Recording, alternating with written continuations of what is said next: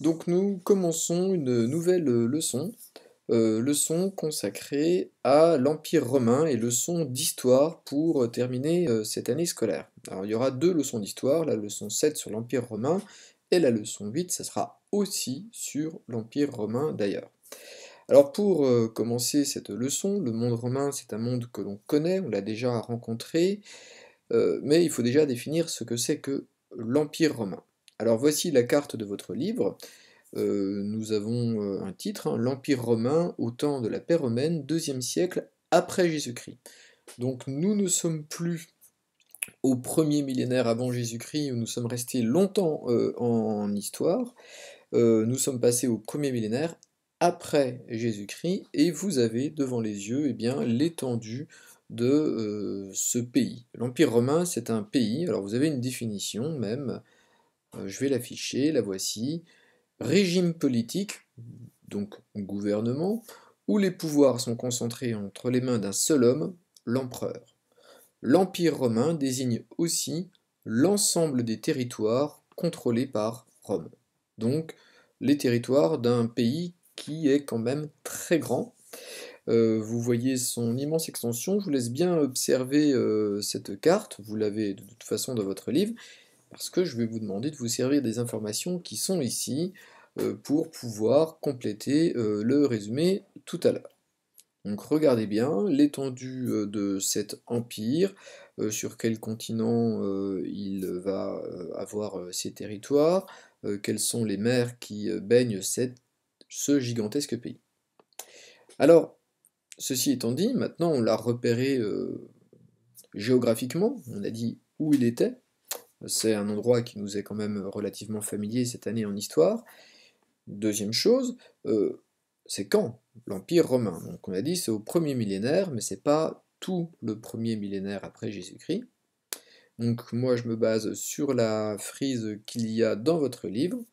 Donc l'Empire romain, eh bien je le fais commencer un petit peu avant Jésus-Christ, en 27 avant Jésus-Christ, et je vais le faire aller jusque vers la fin des années 400, juste avant 500 avant Jésus-Christ. Il y a même une date ici, 476, chute de Rome.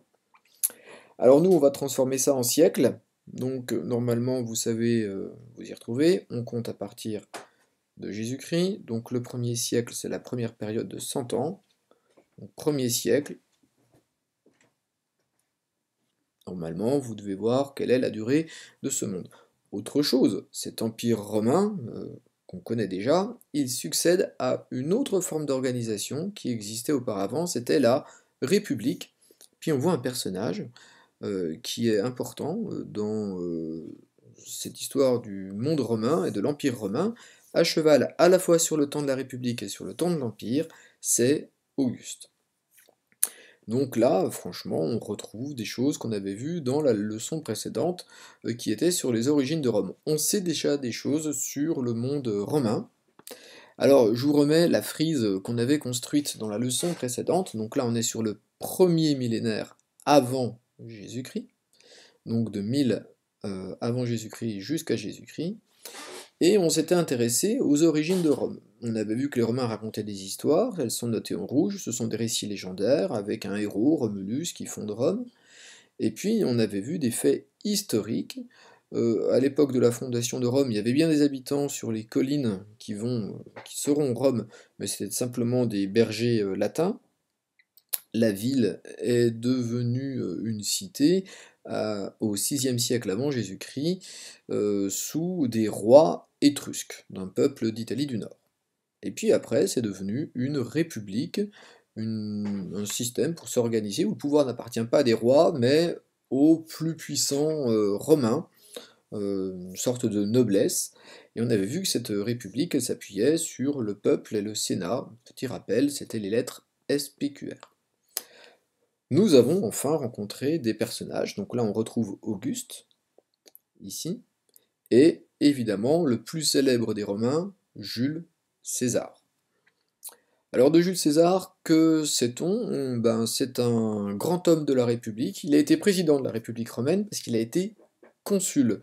Alors à l'époque on était président pour un an, on était deux consuls en même temps, et il était général des armées, et il a fait d'énormes conquêtes. Tout le territoire que vous voyez en jaune clair ici, la Gaule, a été conquis par Jules César, et ça s'est achevé d'ailleurs par une victoire militaire contre les Celtes révoltés menés par un Gaulois qui s'appelait Vercingétorix en 52 avant Jésus-Christ à la bataille d'Alésia.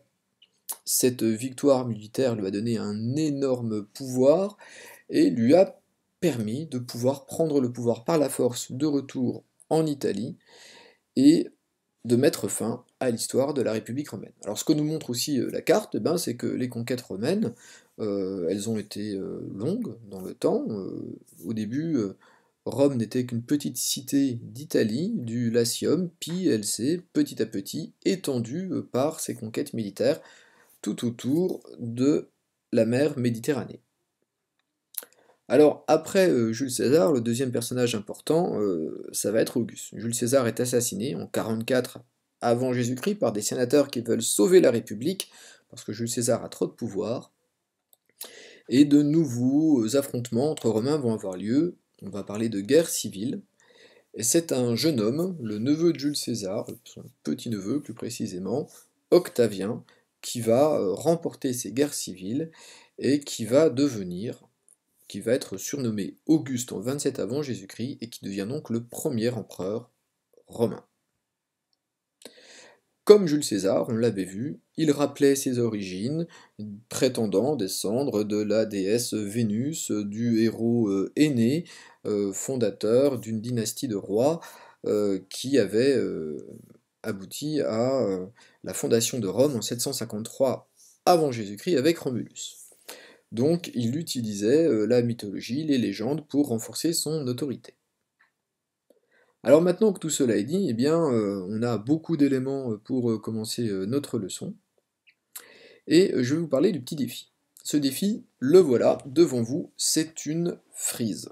Alors cette frise, elle est de très grande dimension, en fait, je vous l'ai imprimée sur 2 pages A4, qu'il faudra assembler pour reconstituer la frise, et elle va nous servir, cette frise, à mettre toutes les informations qu'on va trouver dans cette leçon sur cette frise. Donc elle est très grande, c'est-à-dire qu'il y aura beaucoup de choses à placer, il faudra écrire petit, proprement, en étant très rigoureux, très rigoureuse, en suivant bien le modèle que je vous montrerai. Et c'est ça, le défi que je vous propose de réaliser, c'est d'être capable de faire une jolie frise, claire, nette, en suivant bien les consignes, et bien d'être capable de représenter le temps complexe de 2 leçons, parce qu'elle va nous servir pour la leçon 7 sur l'Empire romain, et aussi pour la leçon 8. Alors, sur cette frise, moi je mets déjà quelques informations.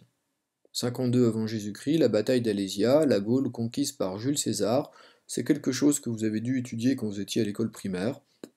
En tout cas, on en a parlé, c'est fait.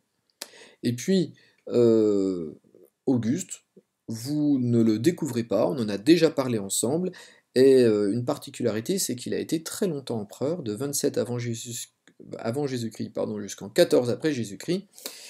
Il a été le chef de Rome, on dit qu'il a été le prince de Rome, c'est pour ça que j'ai écrit Principat d'Auguste, donc 41 ans de règne.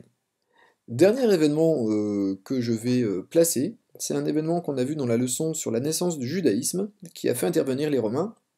Si je vous dis une catastrophe qui est arrivée aux Juifs au 1er siècle avant Jésus-Christ, j'espère que vous avez l'événement, c'est en 70, la destruction du temple de Jérusalem par les Romains.